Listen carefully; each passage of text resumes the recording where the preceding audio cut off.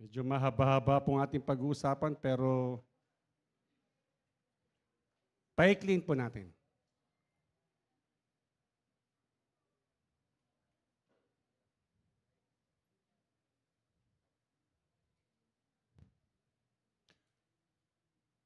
Marami po tayong mga naging napag-usapan ng mga nakaraan.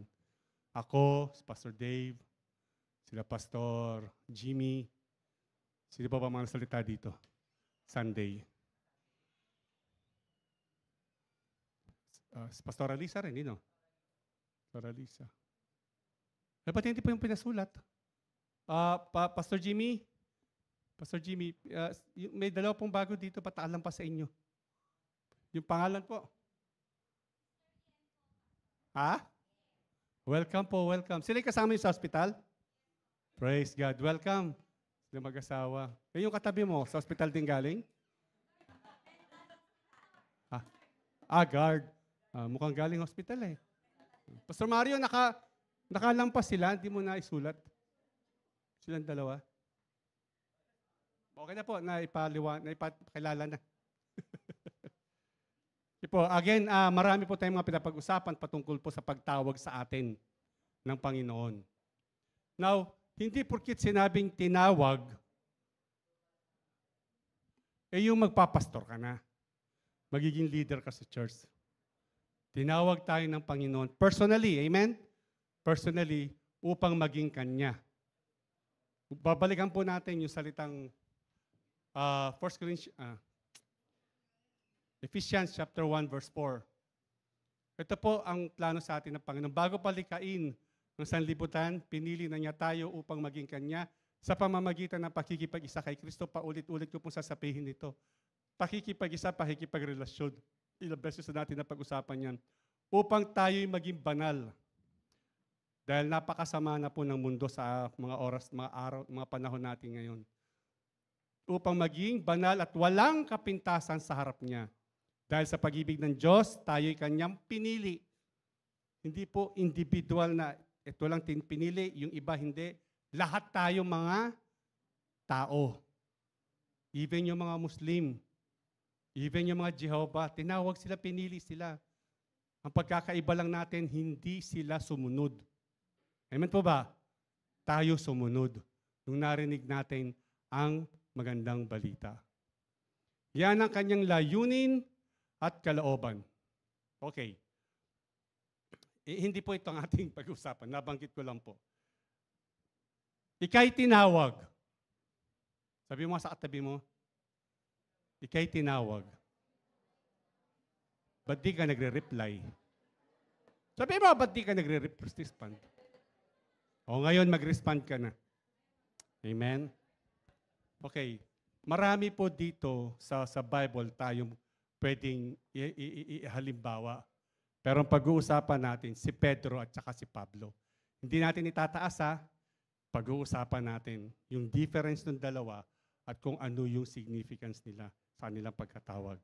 Okay, ang ating verse is, or text is Romans chapter 11, verse 28 at 29. Dahil tinanggihan ng mga Israelita ang magandang balita, sila'y naging kaaway ng Diyos. At kayong mga hentil ang nakinabang. Ngunit dahil sa sila ang mga hinirang ng Diyos, sila'y mahal pa rin niya, alang-alang sa kanilang mga ninuno. Sapagkat hindi nagbabago ang isip ng Diyos tungkol sa kanyang mga kaloob at pagtawag.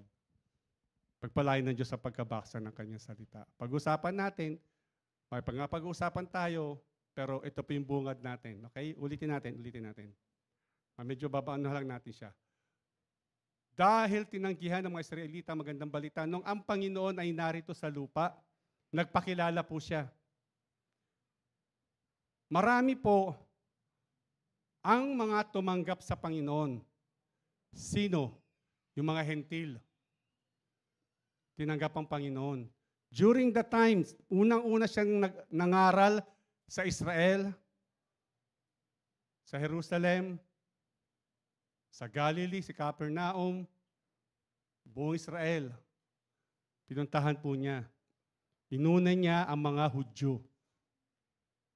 Pero dahil nga ang mga Hudyo ay sagrado sa kanilang pananampalataya, nakalimutan nila yung mga sinabi ng mga propeta, yung patungkol sa kanya. Kaya hindi matanggap ng mga sagradong mga Hudyo, lalo na ang relihiyong Pariseo at Saduceo, natanggapin na siya ang Kristo na pinadala. Pero sabi dahil tinanggihan ng mga Israelita magandang balita, sila'y naging kaaway ng Diyos. Bakit naging kaaway? Kasi nga hindi nila tinanggap ang Diyos. At yung mga parusa na danas nila. At kayong mga hentil, tingnan mo katabi mo. Tingnan mo katabi mo, sabi mo, mukha ka talagang hentil. At kayong mga hentil ang nakinabang. Palakpakan mo, Panginoon. Palakpakan mo, Panginoon. Kayong mga hentil ang nakinabang. Ang turing sa atin, marurumi tayo. Ang turing sa atin, masasama ng mga Hudyo. Pero purihin ng Panginoon dahil sa kanilang pagtalikod, yung kaligtasan napunta sa atin. Amen po ba? May verse po yan Titus nga 2:11. Bakit nga ba hindi ko naisulat yan? Titus 2:11. Sapagkat nahayag na ang kagandahang loob. Sapagkat nahayag na ang kagandahang loob ng Diyos na nagdulot na kaligtasan sa lahat ng tao. Okay, hindi pala yan. Romans 11:11. Romans 11:11. Pag bigla na talagang, ito naman ang tanong ko ngayon, ang pagkatisod ba, o yung pagiging matigas na ulo at puso ng mga Hudyo, pagkatisod ba nila ay upang sila'y tuluyan ng mawasak?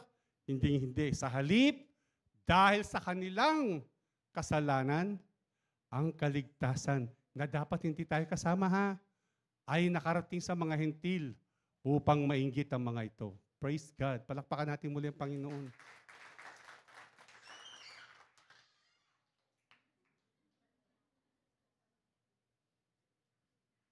Buti pa yung bata excited, yung iba hindi.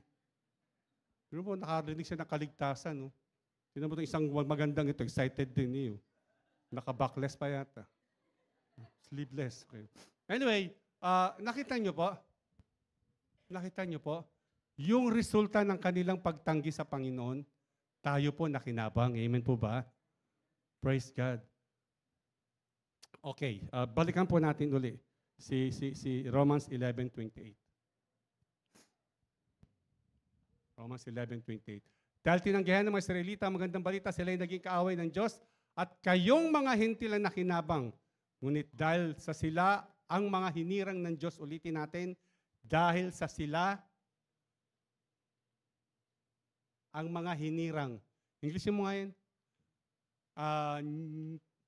King James Strong.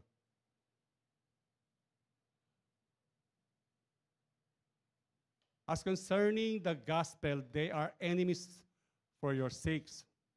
But as touching the election, pakipindot niya nito. The act of picking out, choosing, the act of God's free will by which before the foundation of the world, decreed His blessings to certain persons. Tinawag, pinili, amen po ba? Tama? Tagalogin mo na. Hindi na ako makahinga. Nakuha niyo po? Dahil tinanggi. Hindi, balik tayo doon sa ano.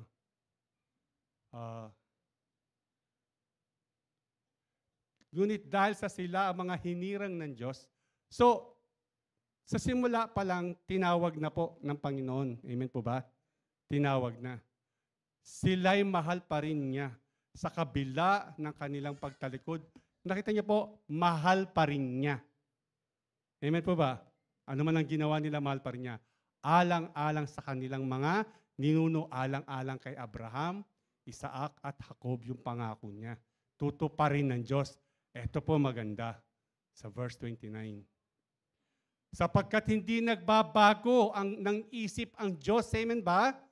Tungkol sa kanyang mga kaloob at pagtawag.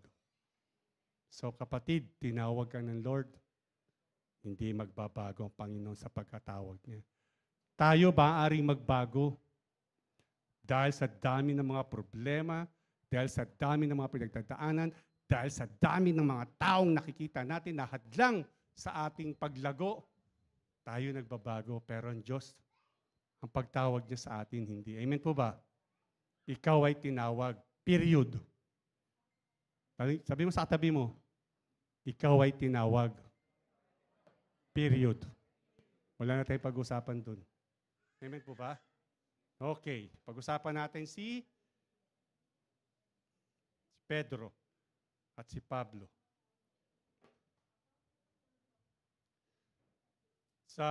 Tingnan natin si Pedro. Kung paano pagkatawag kay Pedro. Kung paano tinawag si Pedro. Si Pedro po, sa Matthew chapter 4, verse 18. Matthew chapter 4, verse 18, sabi, minsan naglalakad si Jesus sa tabi ng lawa ng Galilee.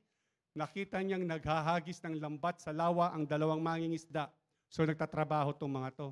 Hindi nila kilala ang Panginoon. Wala silang kaalam-alam o idea kung sino ang taong ito. Again, never silang nagkita. Si Simon na tinatawag na Pedro at ang kapatid niyang si Andres. Next. Sinabi ni Jesus sa kanila, agad-agad hindi magkakilala. Sumunod kayo sa akin at gagawin ko kayong mangingisda ng mga tao. Ganyan ang binasa ko to. Ano kaya nasa isip ng dalawa? Siguro mas malaking kita pag tao kaya nilang, di ba? Kinalakal, human smuggling, Pero kapatid, sumunod kayo sa akin. Walang pagpapakilala, walang introduction, sumunod kayo sa akin. At gagawin ko kayong mangingisda ng mga tao. Next. Noon day, iniwan nila ang kanilang mga lambat at sumunod kay Jesus. Hindi sinabing, nagtinginan na magkapatid, sino yung taong nasa harapan natin yan? At tayo'y tinatawag niya. Wala. Yung pagkatawag, nung tinawag sila ng Panginoon, boom! Ang timano sumunod. Amen po ba? Matthew chapter 18. Matthew chapter 18, verse 21. Lumapit si Pedro, nagtanong kay Jesus. Okay. Nung sumunod si Pedro, nagkaroon sila ng tinatawag na relasyon na. Amen? Dahil nakita na ni Pedro na witness niya na ano ba yung nakita? Na witness. Nasaksihan. Naranasan niya ang Panginoon na merong himala, power, anointing, ibang klase magturo, hindi katulad ng mga Pariseo, meron ng Panginoon. Ang mga pilay, grabe, nakakatakbo na. Ang mga bulag, nakakanta na. Diba? Ang mga bingi, grabe, ang linaw ng mga mata. Mga himalang grabe. Diba? Kaya nagkaroon siya ng tinatawag na pananampalataya sa Panginoon. And I do believe na yung mga disciples niya, sa tuwing nakikita siyang ganun, they were desiring, I pray na ganyan din ako sa Panginoon. At hindi nila alam, sila'y magiging ganun din. Amen po ba? Amen po ba? Sa mga tinawag lang ba yun na para maging disipulo? Hindi. Tayong lahat yun. Ikaw. Amen po ba? Ito. Dahil nga sa kanyang relasyon sa Panginoon, lumapit si Pedro at nagtanong kay Jesus, Panginoon, ilang beses ko po bang patatawarin ang kapatid kong paulit-ulit na ayaw gumalaw yung aking binabasa? Hindi ko alam anong nangyari. Ayun. Paulit-ulit na nagkakasala sa akin. 7 beses po ba? Sabi niya. Sinagot siya ni Jesus. Hindi ko sinasabing 7 beses, kundi 7 ulit na 7. 70 times 7. So nung nakita, nung narinig ito ni Pedro, kapatid, ginawa niya ito. Amen? Disipulo siya. Nagtanong siya, and I believe ginawa niya ito. At ito ay narinig ng maraming mga tao. At ako naniwala, nung narinig nila yun, ang hirap naman. Paano niya malalamang mali siya? Ganun lang, patawarin na lang siya. Ganun ang Panginoon. Nagkasalang tao sa'yo, patawarin mo siya. Paulit-ulit kang niyang sinisiraan, patawarin mo siya. Yung pananahimik mo, ang Lord ang gaganti. Basta ikaw, gawin mo yung pinapagawa niya sa'yo. Amen po ba? Matthew chapter 19 verse 24. Matthew 19:24. Maraming mga bagay dito na may papakita natin.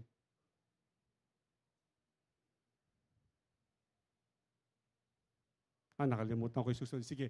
Inulit ko, mas madali pang makadaan sa butas na karayom ng isang kamelyo kaysa makapasok ang kasarian ng Diyos ng isang mayaman. Nagtaka ang mga alagad nang marinig ito, kaya tinanong nila, kung gayon, sino po maliligtas? Tiningnan sila ni Jesus at sinabi, hindi ito magagawa ng tao, ngunit magagawa ng Diyos ang lahat ng bagay. Nothing is impossible with God. Next. Nagsalita naman si Pedro. Ito na. Tingnan po ninyo. Hindi naman nanumbat. Iniwan namin ang lahat at kami sumunod sa inyo. Totoo naman, amen po ba? Nung tinawag siya ng Panginoon, sumunod ka agad siya, iniwan niya ng lahat. Noong panahon pong iyon, sa kanilang time, dalawang klase po ang kinabubuhay ng mga tao. Ang pagsasaka at ang pangingisda. Ang mas may pera, pangingisda. Ang pagsasaka may tulog. Alam niyo bakit? Pag-aantay pa sila eh. Hindi naman yung pag tinanim mo ngayon, bukas may bunga na eh. Hindi kagaya ng mangingisda, umalis ngayong gabi, bukas may dala na. Yung bangka nilang walang laman. Di ba? Kaya nga, kahit po sa Middle East, di po ba? Pastor Jimmy at Pastor Mario. Nung nandun po ako sa Oman, nakita ko po talaga yung mga kasamahan kong nagtatrabaho, yung pamilya nila, dalawang klase po, yung pamilya ng yung mga team leaders ko po, di kasi kinakausap yung mga tao, kundi yung mga team leaders nila, yung pinapagalitan ko eh. Sila po mga Omani. Nung ako po yung nagpupunta sa mga bahay nila, nakita ko yung dalawang klase ng buhay. Mas mayaman po ang merong yate o tawag dito. Mas mayaman yung merong, hindi ko masabing bangka kasi wala namang bangka doon eh. Barko. Fishing boat. Fishing boat. Mas mayaman sila, mas mapera sila. Kaya ako po binanggit to kasi si Pedro, yung kayamanan na yon, iniwanan niya, yung buhay na marang niya. Sumunod siya. Ang galing no? Nung tingnan natin kung paano sumunod si Pedro, he was so eager to follow the Lord. Matthew chapter 16, verse 13. Hanggang ikaw yan? Ang galing niya no? Wala ka na doon, nandiyan ka na no? Praise God. Hindi naman sa pagmamayabang, pero yabang na nila no? Ang tagal. Ayun pala. Nang dumating si Jesus sa bayan ng Caesarea ng Filipos, tinanong niya ang kanyang mga alagad. Tinan niyo po si Pedro. Ano ang sinasabi ng mga tao patungkol sa anak ng tao? At sumagot sila. Sabi po ng ilan, kayo si Juan na taga-bautismo. Sabi po naman ng iba, kayo si Elias.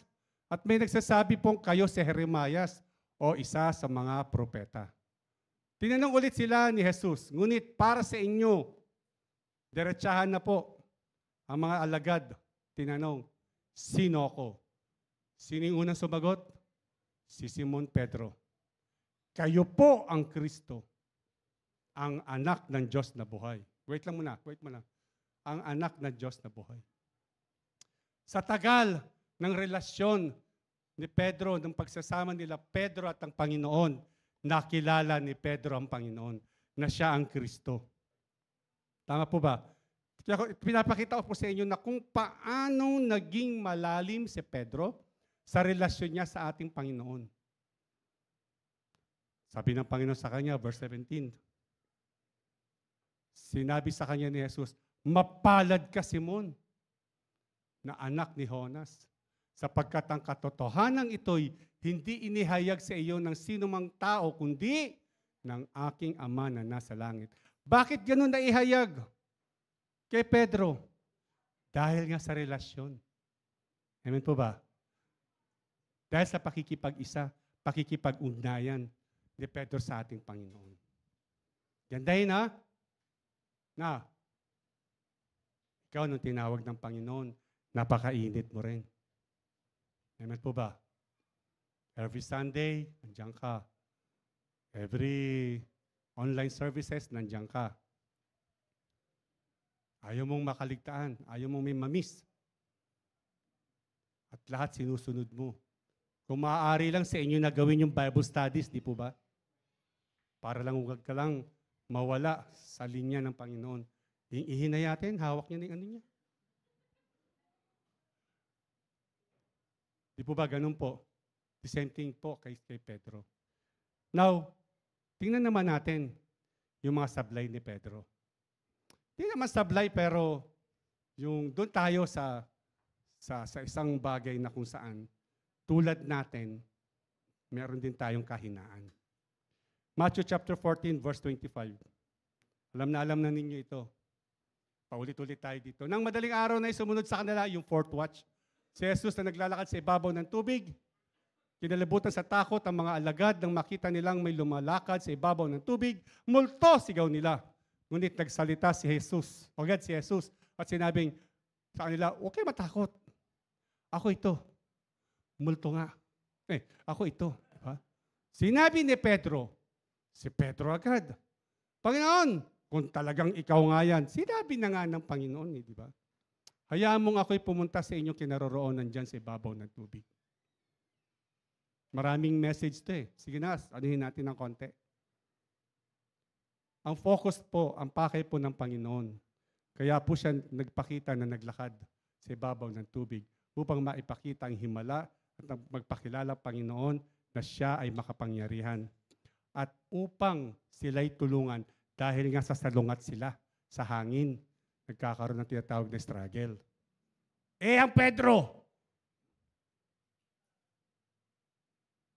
Sabi ni Pedro, kung talagang ikaw nga yan, hayaan mong ako'y pumunta sa iyong kinaroroonan dyan, sa ibabaw ng tubig. Question, tinawag ba siya ng Diyos para magpunta sa Kanya? Ha? Hindi, noong time lang na yun. Hindi, di ba? Hindi, wala. Walang sinabi ang Lord. Ako ito, huwag kayong matakot. Pedro, halika nga. Walang ganun, di ba? Sarap ng kwentuhan namin. Mahaba-haba to. San big light to, sigurado. Di ba? Pero ang Pedro, permissive will. Hindi sinabi ng Lord, pero siya yung nagsabi, ganito yung mga tao. Panginoon, gusto ko pumunta sa ibang bansa. Alam ko, Lord, pagpapalain mo ako doon. Alam ko, plano mo to kasi ikaw naglagay nito sa akin. Ayun na. Hindi naman sinabi ng Lord. Pagdating doon sa ibang bansa, hindi pala kalooban ng Panginoon. Permissive will. Parang ako nung Tuesday. Permissive will. Sabi ko, Lord, ba't mo ako pinadala dito? Wala pa naman pala yung yung visa ko. Paano kasi, may isa kasi kami kausap doon na sinabing, Sir, hindi po yan, hindi ordinary yan. Na 2 weeks na wala pa yung visa mo. Puntahan nyo na po, baka nakaligtaan. Ako naman, nataranta. Diba? Samantalang kausap ko ang Panginoon. Hindi, namin ko po. Baka nga siguro itong mga to talaga. Kasi minsan ganyan po eh. So nagtiwala ako sa tao.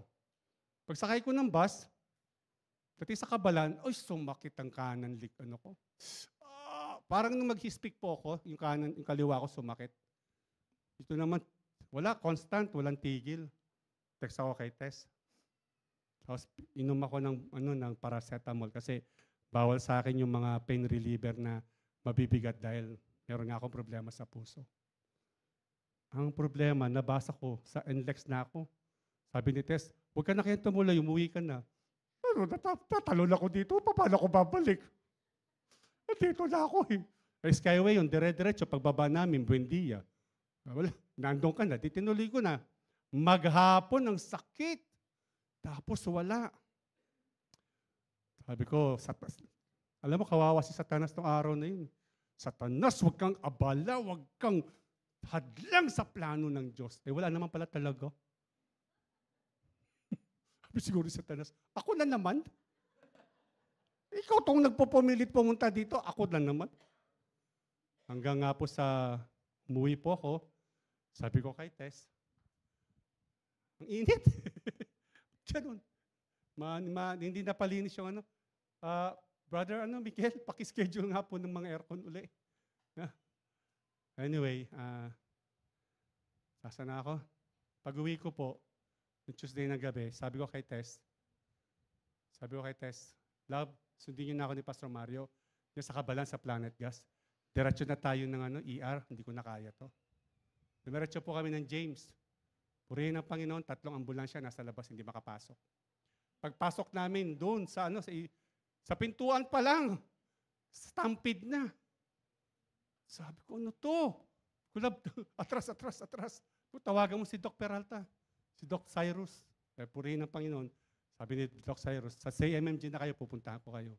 Ayun po, inabot po ako ng madaling araw. Tinurukan po ako. And it was Tuesday. Tapos, dahil nga sa maraming gamot na tinira sa akin, madaling araw, doon palang tumalab. Kaya tulog po ako, pagising ko, wala na yung sakit. And ayun, napilawanag sa akin. Sabi ko, Lord, patawarin mo ako. Nagtuturo akong permissive will. Ako pala, permissive will pala yun. Hindi ako nakapakinig sa'yo. Simple lang, di ba? Pero sakit. Pero wala na po yun. Wala na po. Nagaling na ako ng Panginoon. Amen? Kaya nga lang po, nagpunta ako ng palengke. At sabi ko sa baka, divorce ulit tayo Sabi ko sa mga manlaman loob, huwag muna tayo magkita. Sabi ko sa mga patang lagi kong pinalalambot sa pressure cooker, bye! Hanggang kailan kaya yun? Pag gumaling to, sigurado to. Praise God. So ayan, kita niyo si Pedro, di ba? Anong verse na yan? Sige tuloy. Sumagot siya, halika! Sabi ng Panginoon. Nagpumilit siya. Sabi ng Lord, okay, halika. Lord, gusto kong pumunta sa ibang bansa. Lord, gusto kong magpunta. Lord, gusto kong magtrabaho dito. Lord, gusto ko yung trabaho yun. Lord, gusto ko yung ganito. Lord, gusto ko sa anak ko ganitong mangyari sa kanya. Mga magulang, nais ko pong sabihin sa inyo, ulitin natin Malaki po ang pananagutan ng mga magulang. Pinagpipilitan mo yung gusto mong mangyari sa anak mo. Pero ang plano pala ng Diyos, hindi yun. Amen po ba? So, nagulat nga ako kay Pastor Dave nung sinabi nila sa amin, ng mag-asawang ito, kung anong plano ng Diyos sa mga anak namin, so be it, di ba? Kung sino yung mapapangasawa nila, kung anong course na gusto nila, kung anong trabaho gusto nila, pagpapalaan ng Diyos ang mag-asawang ito. Dahil hindi nila hinahadlangan ang plano ng Diyos. Amen po ba? Pero ikaw, gusto mo maging doktor anak mo, ayun, maging faith healer. Kasi wala palang pambayad sa mga diba, sa UST. Anyway, halika, sabi ng Lord. Mula sa bangka ay lumakad si Pedro sa ibabaw ng tubig papunta kay Jesus. Ngunit nang mapansin niya, malakas na hangin, siya'y natakot. Nagsimula lumubog, Panginoon, sagapin niyo ako, sigaw niya. Gusto mong pumunta doon, hindi plano ng Panginoon. Nagtagumpay ba si Pedro? Sabi niya, sagipin mo ako. Pag ikaw, pumilit sa gusto mo, pababayaan ka ng Panginoon. Isang tawag mo lang, nandiyan ang Lord. Kasi hindi hayaan ng Panginoon mapahamak ka. Pero, ipakikita ng Panginoon sa iyo na nagkamali ka at siya lamang, yung plano lamang niyan dapat masunod. Amen po ba? Panginoon, sagapin ninyo ako, sigaw niya. Next, agad. Hindi maya-maya, hindi mga ilang hakbang, hindi mga ilang minuto, agad. Siyang inabot ni Jesus. Eto nga lang, ba't ka nag-alinlangan? Nagyayabang kang pumunta dito sa akin, tapos, di ba? Nagyayabang kang, ewan, di ba? Napakalit ng iyong pananampalataya, sabi niya kay Pedro. Si Pedro to, Si Pedro na sinabi ng Panginoon, mapalad ka. Ang Ama ang nagsabi sa iyo niyan. Pinuri siya ng Panginoon, amen? Pero dito, sumablay siya. Okay, Matthew chapter 16, verse 21.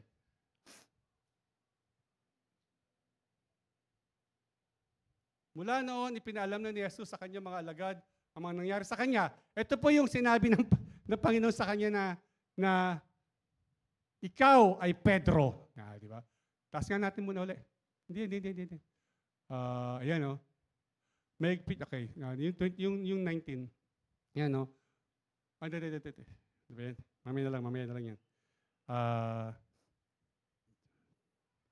Doon tayo ulit sa 21.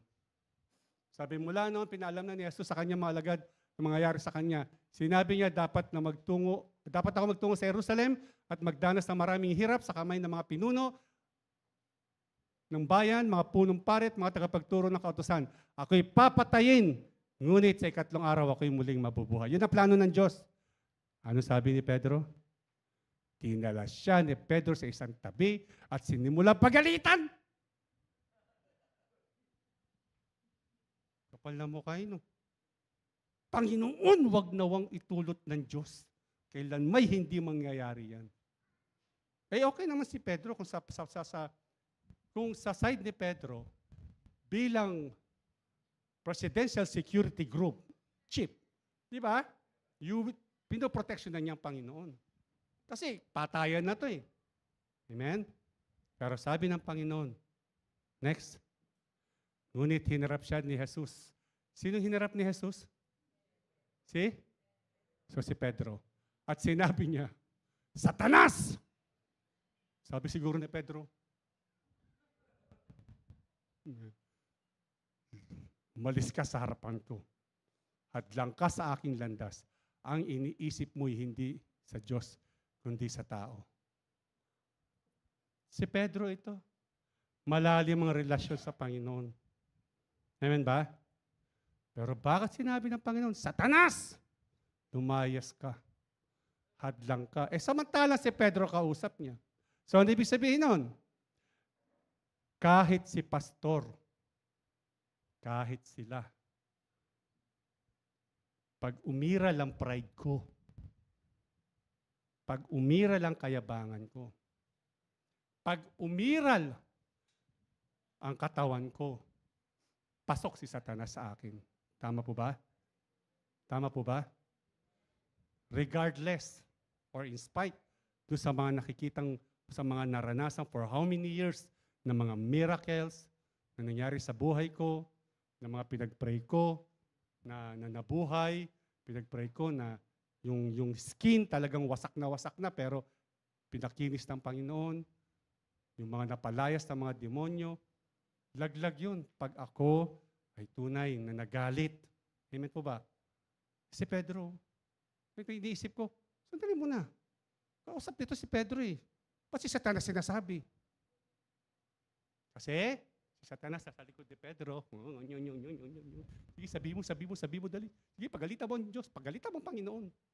Huwag na mangyari ito. Yabang ni Pedro, Ayun, napagalitan. Tumingin sa likod, sino kausap ng Lord? Sino Satanas? Amen po ba? So, huwag po tayo magpakakampante, ha? Yung ating kaligtasan, ingatan natin. Kung anong gift meron tayo, ingatan natin. Sa mga narito po na nasa ministry, cherish mo yan. Alam niyo bakit? Sa dinami-dami ng mga tao, or dito na lang sa JCM, Calao, Masbate, Jeddah, Porac, sa dinami-dami ng mga tao, pinili ka ng Lord para maglingkod sa Kanya. Pero alam mo ba, na yung ministry mong yan, marami naghahangad dyan. Amen ba? Amen po ba? Maraming naghahangad dyan sa ministry mo. So yung chance na binigay ng Panginoon sa iyo at binali mo, wala mo yan, para kang si Esau. Kailan yung si Esau? Pinagbawal na sa akin yun kasi yung mga laman loob, bawal na. Tama ba si Esau? Yung panganay, no? Pinagpalit niya yung panganay sa Esau. Ay! Sa patani, sa pagkain. Pinagpalit ni Esau yung karapatan niya bilang panganay. No? Ano nangyari? Naglingkod siya kay Jacob. So kapatid, wag nawang mangyari sa iyo, tinawag ka ng Diyos. Gawin mo. Gawin mo yung trabaho mo, gawin mo yung ministry mo. If you love the Lord, excited ka lagi, every day, na maglingkod sa Diyos. Amen po ba? Na kung hindi ka pa tinatawag ng Panginoon sa palagay mo, pero tinawag ka na ng Panginoon, kausapin niyo po ako. Lahat tayo nandito sa harap, ilan lang niya sa harapan. Pwede naman ganun, di ba? Di po. Ulitin ko po, ang pagkatawag sa atin, nabasa natin kanina, hindi nagbabago. Pag tinawag ka ng Panginoon, meron ka ng gift. Dahil alam ng Diyos, kaya mong gawin yan. Kasi kasama mo siya. Amen po ba? Kasi si Pedro, nakita niyo po? Okay, Matthew chapter, John chapter 18. John chapter 18 verse 7. Ito yung isa. Muli siya nagtanong, sino nga bang hinahanap ninyo? Si Jesus na taga Nazaret, sagot nila. Sumagot si Jesus. Ito pa yung huli na si Jesus. Sinasabi ko sa inyong ako si Jesus. Kung ako ang hinahanap ninyo, hayaan niyong umalis sa mga taong ito. Niligtas siya yung kanyang mga alagad.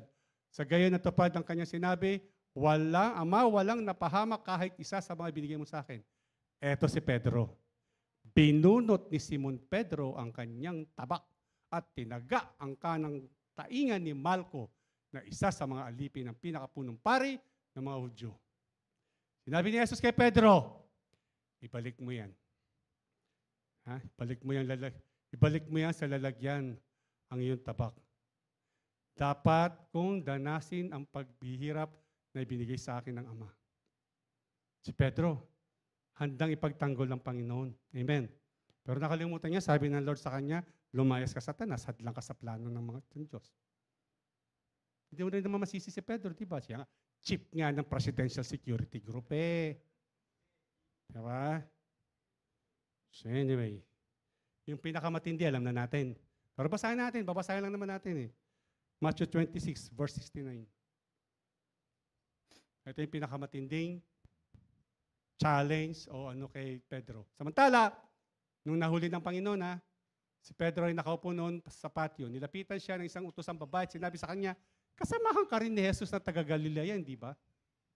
Si Pedro, na inililigtas, ginagawa ang lahat para maproteksyonan ng Panginoon. Sabi ni Pedro sa harap ng, ngunit nagkaila si Pedro sa harap ng lahat, wala akong nalalaman sa sinasabi mo. Di ba? Sagot niya. Sige. Pumunta siya sa may pintuan at nakita siya ng isa pang utosang babae. Sinabi nito sa mga naroon, ang taong ito'y kasamahan ni Jesus sa taga Nazaret. Alam niyo kung bakit? Sinasabing kasamahan si Jesus. Hindi naman talaga sila kilala eh. Yung suot nila. Kung taga Galilea sila, merong suot, merong certain cloth or balabal na nagpasasabi na yung tribo na yon o yung taong ito ay taga Galilea. Parang nung araw, di ba, Pastor? Kasi mga taga Manila kayo eh. Kami yung dito sa mga taga Olonga po, ang suot namin maong and, ang tawag dito? Polo shirt, polo shirt na puti, uniforme namin eh. Tapos yung mga gala sa gabi, mga pang-probinsya, whatever, gano'n, siyempre city. Pag may dumating na bitin, ang pantalon, at naka-slacks, naka-blazer, Manila boy to. At taga Manila talaga. Taga Tondo nga lang. Pero Manila pa rin. Manila boy to. Pag sinabi Manila boy, sikat ka. Kaya nung nalaman nila, di ba na ako sa Manila pinanganak, may Manila boy ka pala eh. Saan yun? Anyway, ang taong ito'y kasamahan ni Jesus na taga Nazaret. Yung nasa Israel nga kami ni Tess, yung suot ng mga Orthodox, iba-iba. Pero lahat sila merong, yung hindi sira ulo yung anong tawag dito, yung kanilang buhok, nagpapakilala na sila ay Hudyo at sila ay matured na. Pero yung mga damit nila, meron kasing hanggang dito lang, merong hanggang dito, depende sa lugar kung taga saan sila. Kaya nakikilala si Pedro na kasamahan ni Jesus. Ang taong ito ay kasamahan ni Jesus na taga Nazaret. Muling nag-akaila si Pedro. Isinusumpa ko, yun ang masakit, di ba? Hindi ko kakilala ang taong yan. Nanginginig na siya, nag-iisa lang siya. Next, makalipas ang ilang sandali, lumapit kay Pedro ang mga naroon, sabi nila, isa ka nga sa mga tauhan niya. Halatang halata ka sa punto ng iyong pagsasalita.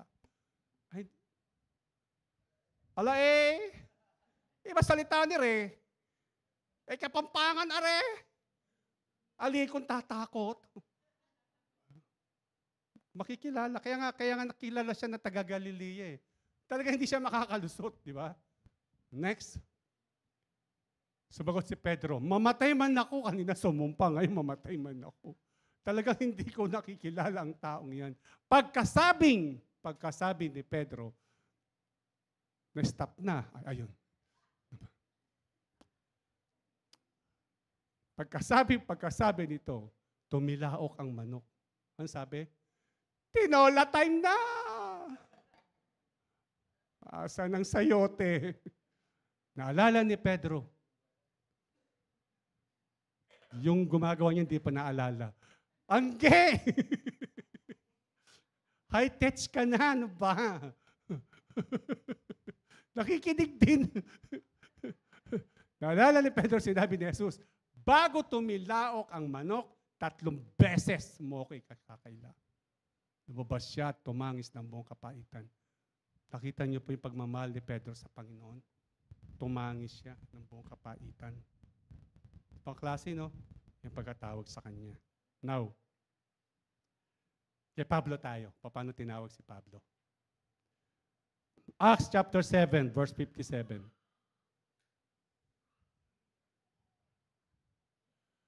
Okay, ito po yung time na kung saan si Esteban ay papatay na ng mga Hudyo. Although Hudyo rin naman si Esteban. Tinakpan nila ang kanilang tainga at nagsigawan. Pagkatapos sabay-sabay nilang sinugod si Esteban. At kinaladkad palabas sa lungsod upang batuhin. Inilagay ng mga saksi, pinapakilala ko po si Pablo inilagay ng mga saksi ang kanilang mga balabal sa paanan ng isang binatang nagngangalang Saulo. Sige nga, next. Pinagbabato nila si Esteban na nanalangin naman ng ganito, Panginoon Jesus, tanggapin mo po ang aking spirito.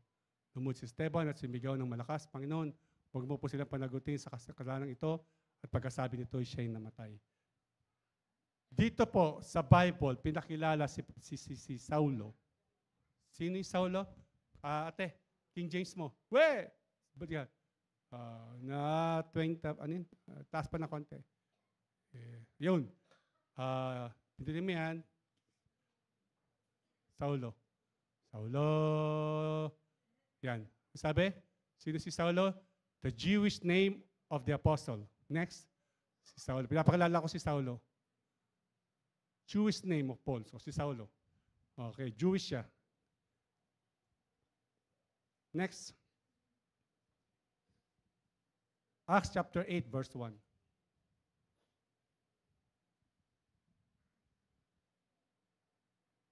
Yun. Kasang-ayon si Saulo sa pagkapatay kay Esteban.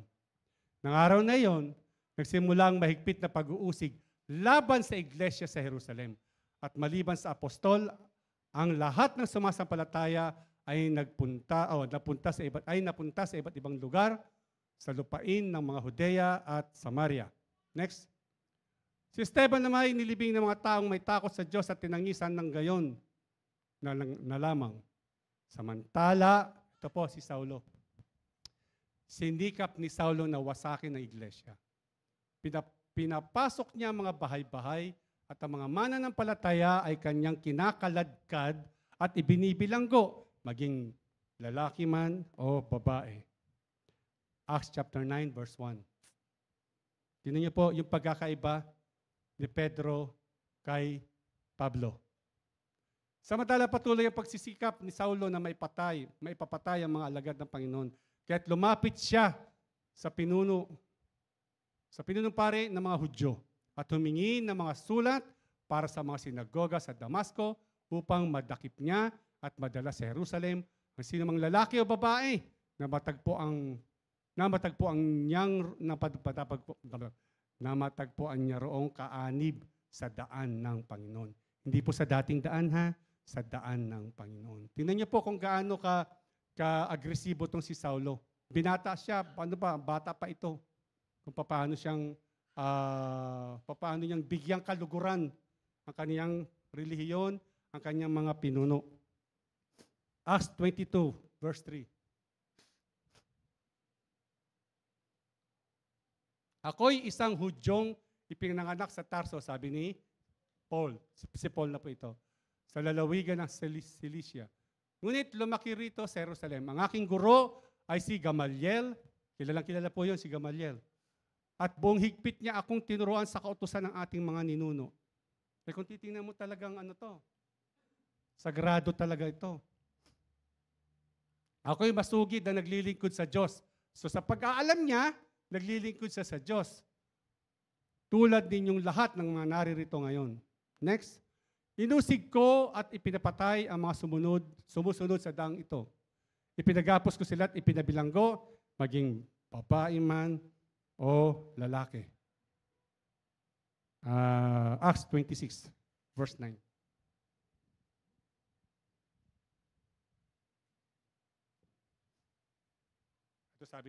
Ito sabi ni Pablo. Doon sa yung ginawa niyang papaano niyang patayin o ipapatay ang mga Kristiyano. Akala ko rin nung unay dapat kong gawin ang lahat ng aking magagawa laban sa pangalan ni Jesus na taga Nazaret. Si Pedro, minahal ng Panginoon. Amen po ba? During that time na tinawag siya. At si Pedro, hindi mamamatay tao, hindi against sa ating Panginoon. Si Pablo, talagang inusig niya mga Kristiyano. At ganun niya ang ginawa ko sa Jerusalem. Maraming Kristiyano ang aking ipinabilanggo, batay sa kapangyarihang ibinigay sa akin ng mga punong pari ng mga Hudyo. Isa rin ako sa mga humatol ng kamatayan sa kanila. Pinupuntahan ko ang bawat sinagoga at sino man sa kanila ang abutan ko roon ay pinaparusahan ko upang piliting magsalita laban kay Jesus. Alam niyo po, mangyayari yan in the future sa mga Kristiyano. Pero purihin ang Panginoon, nasa langit na tayo noon. Amen po ba? Gusto niyo po bang abutan pa yon? Sino po rito gustong abutan pa yon? Sino rito ayaw na abutan yun? Sabi-sabihin, alsa tayo. Sa tindi ng puot ko'y pinag-uusig ko sila kahit sa mga lungsod na ibang bansa. Ang lupit, no? Para lang mabigyan ng kalaguran. Para lang siya'y sumikat.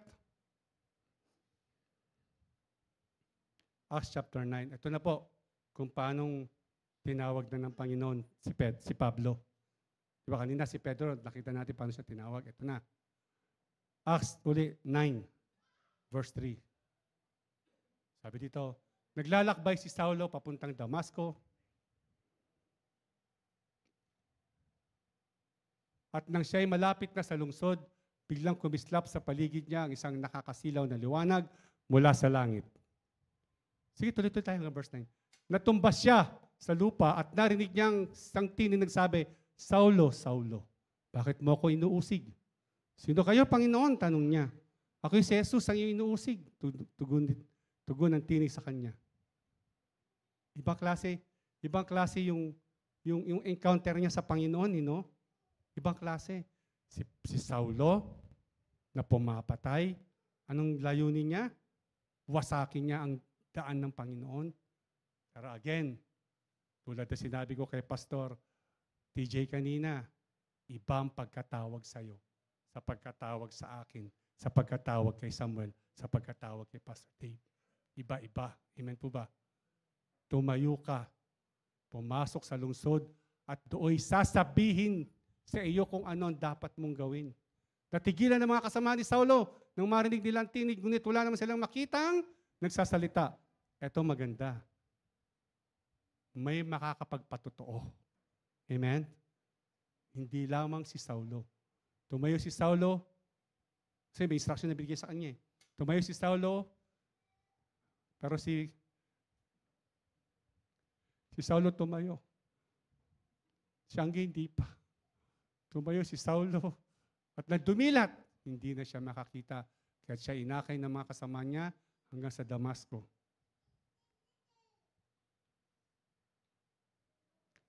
Hindi siya nakakita sa loob ng 3 araw. Hindi rin siya kumain ni uminom.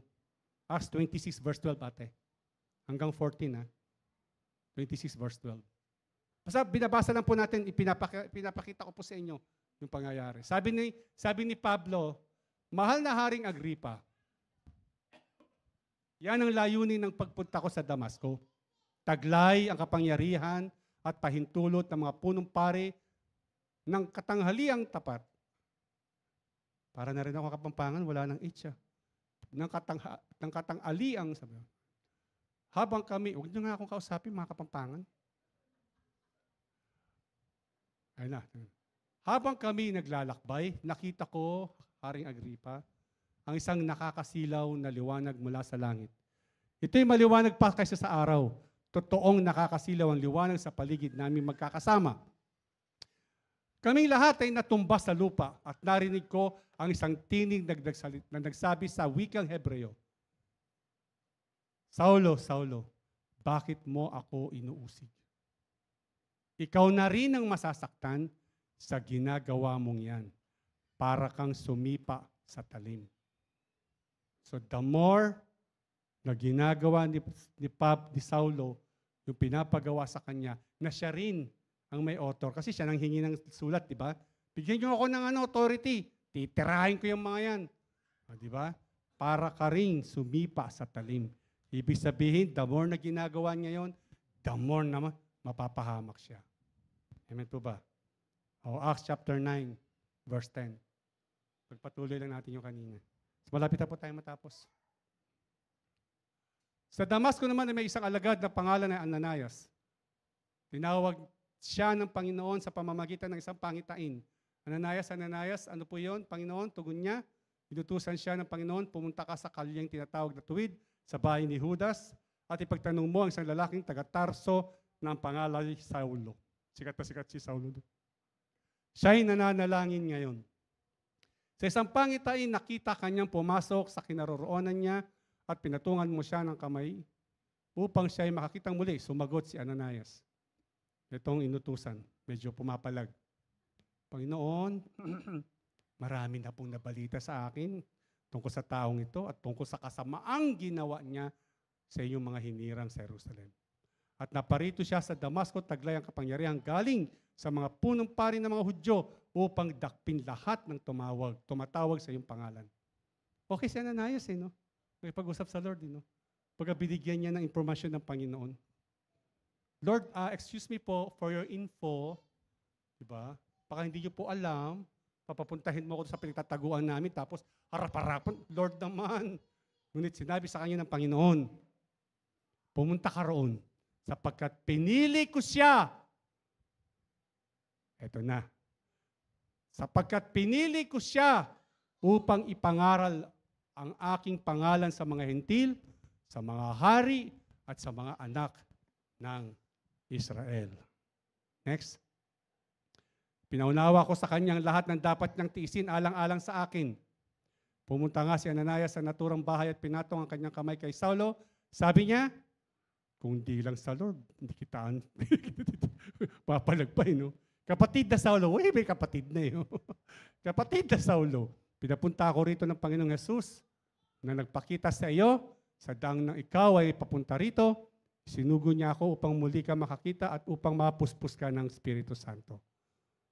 Noon day, may nalaglag na tila mga kaliskis mula sa mga mata ni Saulo at nakakita na siyang muli, tumayo siya at nagpabautismo. Kumain siya at nagbalik ang kanyang lakas. Si Saulo'y ilang araw nakasama ng mga alagad sa Damasco. So mga kapatid, tingnan niyo po yung pagkatawag kay Pedro at pagkatawag kay Pablo. Anong pagkakaiba? Sa masamang side, si Pablo. Sa side naman na mabait, pero pabagong-ibagong isip, si Pedro. Pero yung dalawang yun, meron ka. Amen po ba? Meron ka. May masama kang nagawa sa Panginoon. May mabuti kang nagawa para sa Panginoon. Pero ganun pa man, tinawag ka ng Lord. Amen po ba? Hindi hadlang sa paglilingkod sa Panginoon kung ano ang nakaraan mo at kung anong pinagdadaanan mo ngayon. Amen po ba? Ikaw ay tinawag, kapatid. Okay, habilin sa kanila. Ito yung sinabi ng Panginoon kay Pedro. Matthew chapter 16, verse 16. Sumagot si Simon Pedro, kayo po ang Kristo, ang anak ng Diyos na buhay. Anong sabi ng Panginoon sa kanya? Sinabi sa kanya ni Jesus, mapalad ka Simon na anak ni Jonas, sapagkat ang katotohanan ito'y hindi inihayag sa iyo ng sinumang tao, kundi ng aking amang nasa langit. At sinasabi ko sa iyo, ikaw Pedro, hindi sinabing ikaw Pedro at ang lahat ng kayo. Ha? Ikaw Pedro, at sa ibabaw ng batong ito ay itatayo ko ang aking iglesia at ang pintuan ng daigdig ng mga patay ay hindi magtatagumpay laban sa kanya. Para po hindi malito mga tao, no? Balik natin. At sinasabi ko sa iyo, ikaw Pedro, tingnan mo yung katabi mo. Si Pedro yan.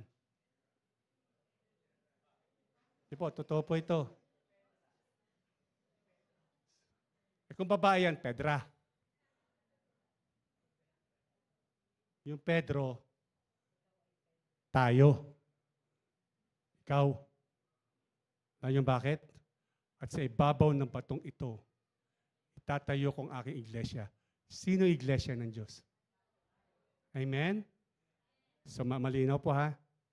Huwag na yung malito na yung bato na sinasabi ay iglesia. Kasi nung nasa Israel kami, pinuntahan namin napakalaking bato, higante. Yun daw yung sinabing a rock of Jesus, a rock of God. Ay, ang galing. Okay, sige.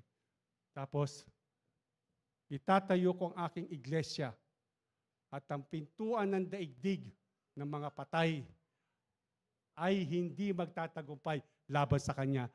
Pag ikaw born again, naging iglesia ng Panginoon, wala na kapangyarihan ng kamatayan sa iyo. Amen po ba? Bakit? Kasi meron kang buhay na walang hanggan. Amen po ba? Amen po ba? Malinaw po ba? Na hindi lang si Pedro sinabihan nito. Yung sinasabi dito, tayo, iglesia. Naniniwala po ba kayo? But parang iba sa inyo, sandali mo na, pastor. Ang linaw-linaw dyan. Ikaw ay Pedro. Pastor, babae ako. Ito katabi ko, binabae. Bakit Pedro? Hindi po ha? Represent si Pedro na ikaw. Kasi ikaw yung itatayo ng Panginoon. Ikaw yung iglesia yung itatayo ng Panginoon. Walang kapangyarihan ang kamatayan sa iyo. Amen po ba? Nagtagumpay ba ang Panginoon? Nagtagumpay po ba? Ngayon, kung nagtagumpay ang Panginoon sa iyo, tinatawag ka niya ngayon. Amen po ba? Upang maging iglesia rin yung mga hindi pa iglesia. Pero wag kang pupunta sa iglesia ni Kristo ha. Ikaw ang pasusuguin nila. Makakabasa ka ng pasugo. Okay? Next. Ibibigay ko sa iyo ang mga susi ng kaharian ng langit. Si Pedro lang ba ito? Ang ipagbabawal mo sa lupa ay ipagbabawal sa langit. Si Pedro lang ba yan? Ha? Ikaw din yan. Whatever you bind will be bound in heaven. Tama po ba? Kung anong pinanalangin mo, dito mangyayari sa langit. Amen po ba? Ang ipahihintulot mo sa lupa ay ipahihintulot sa langit. Next, John chapter 21, verse 15.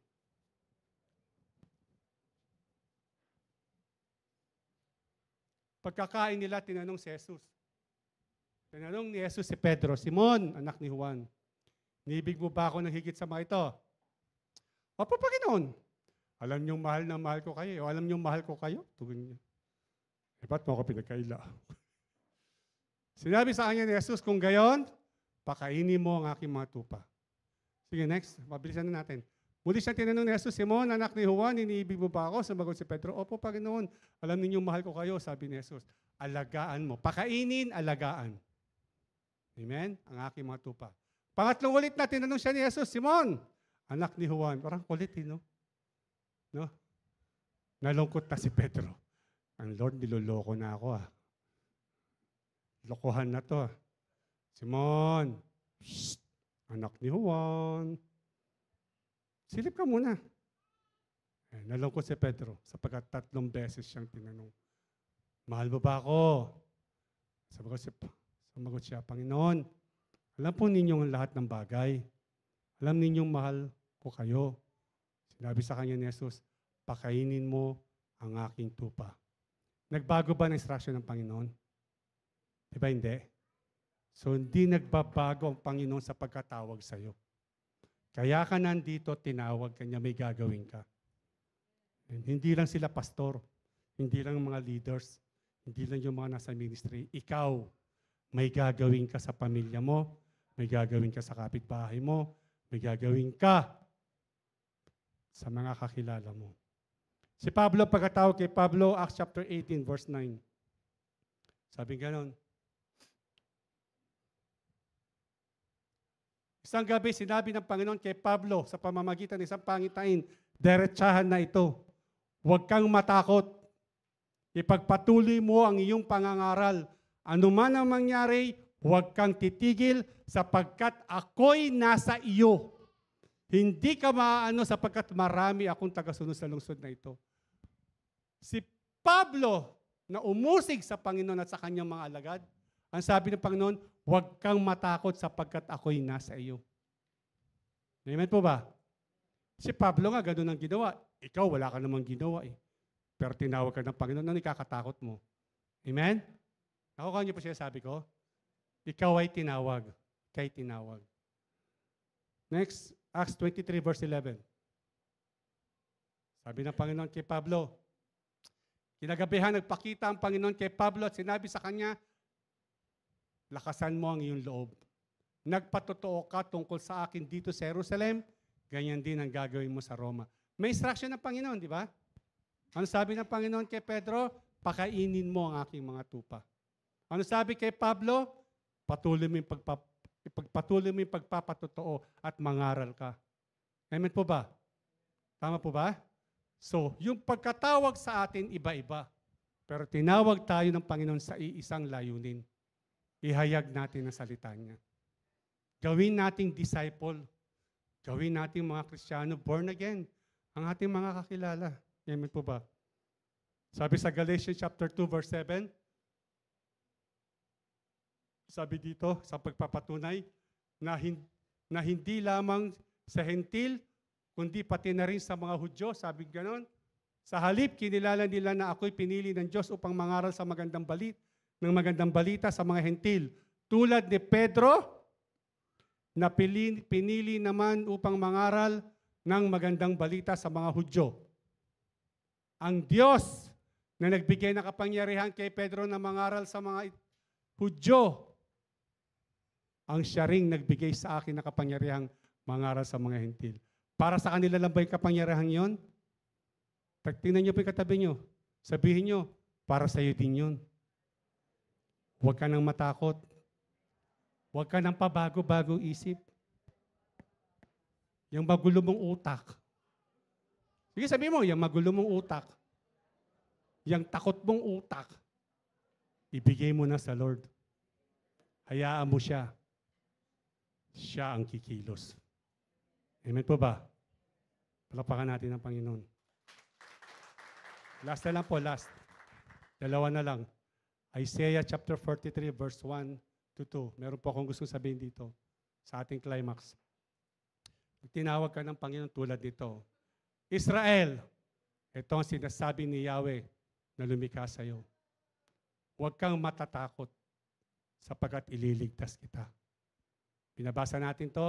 Pag ako nandito, sinasabi ko, binabasa natin to sa Old Testament. Ito'y para sa kanila nung pangyayaring ito. Sa panahon natin, para kanino to? Para sa atin, ha? Huwag kang matatakot sapagkat ililigtas kita.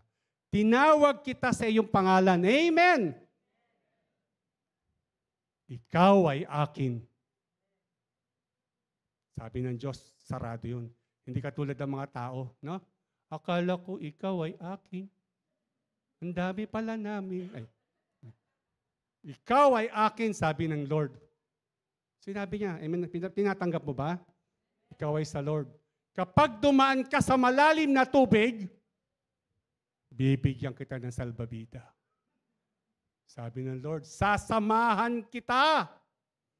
Tumawid ka man sa mga ilog, hindi ka malulunod. Kanta natin yan eh.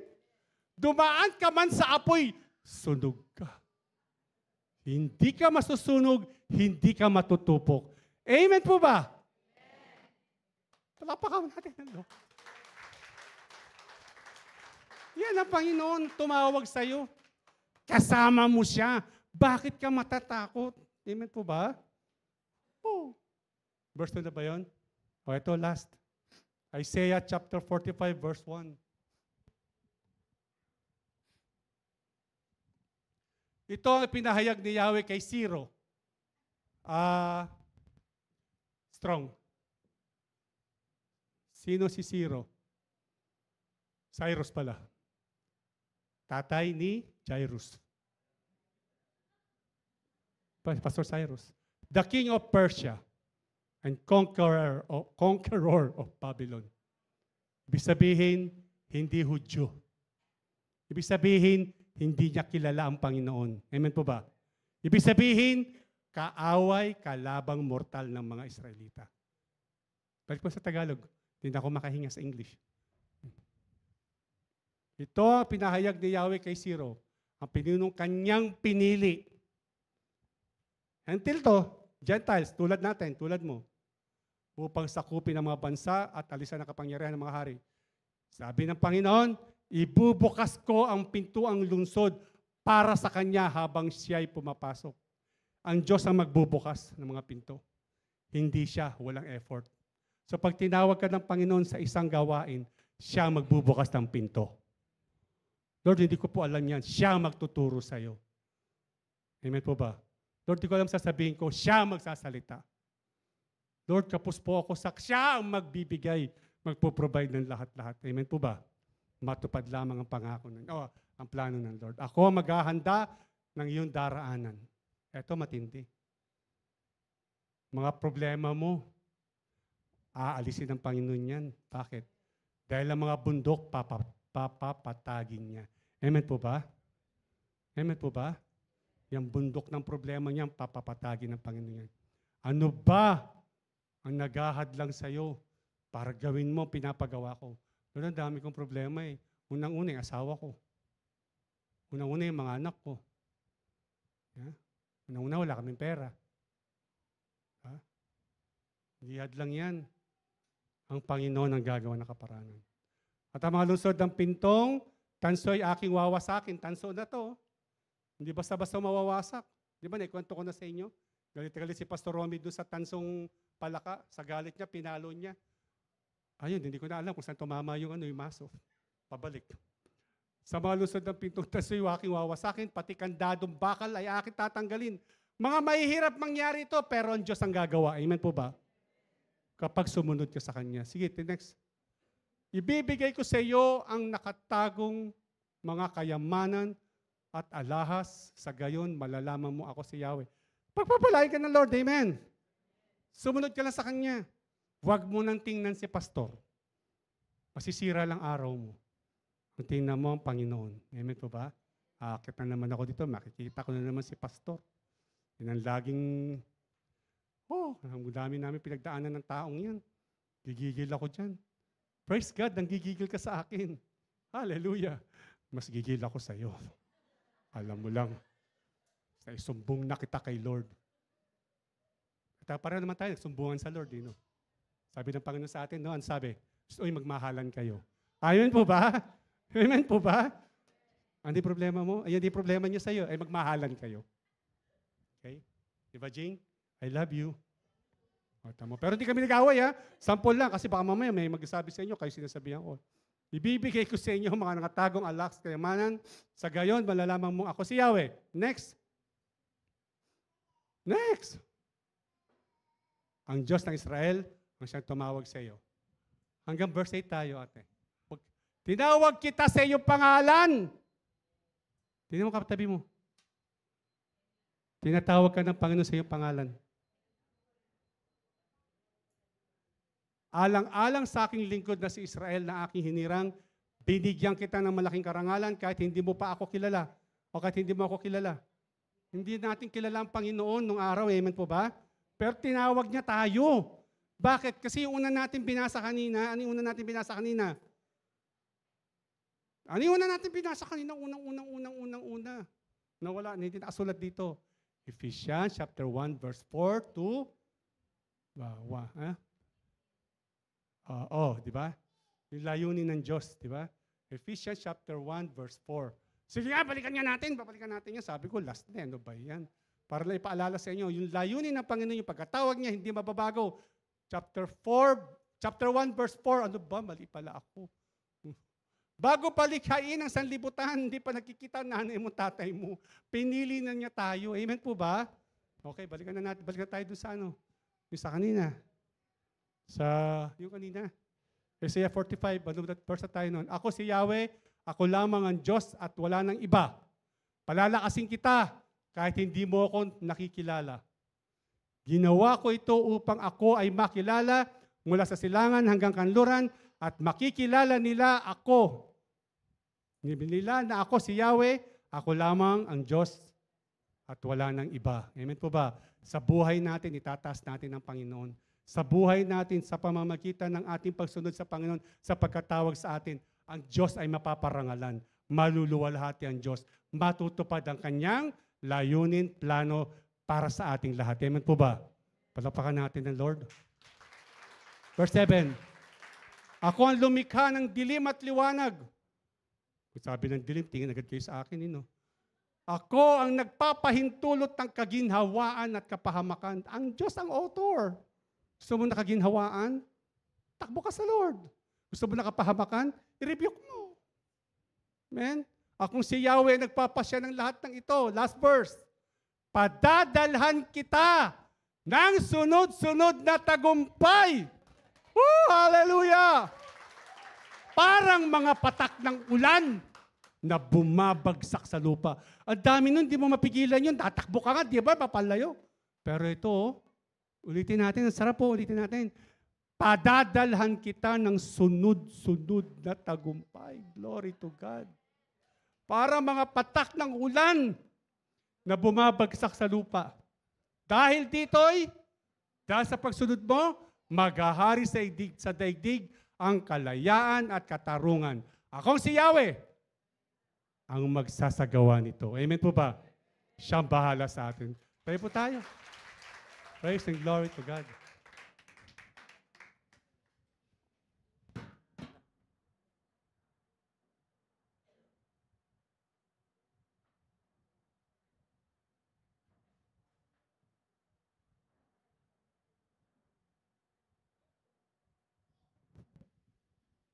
Po, tayo po manalangin. Lord, salamat po sa salita mo. Tunay nga, Panginoon, na ikaw ay buhay. Kulang man po ang aming oras upang pag-usapan pa namin mga plano mo sa amin, mga kamanghamang-hamong ginawa sa buhay namin. Tunay nga, Lord God, narito kami.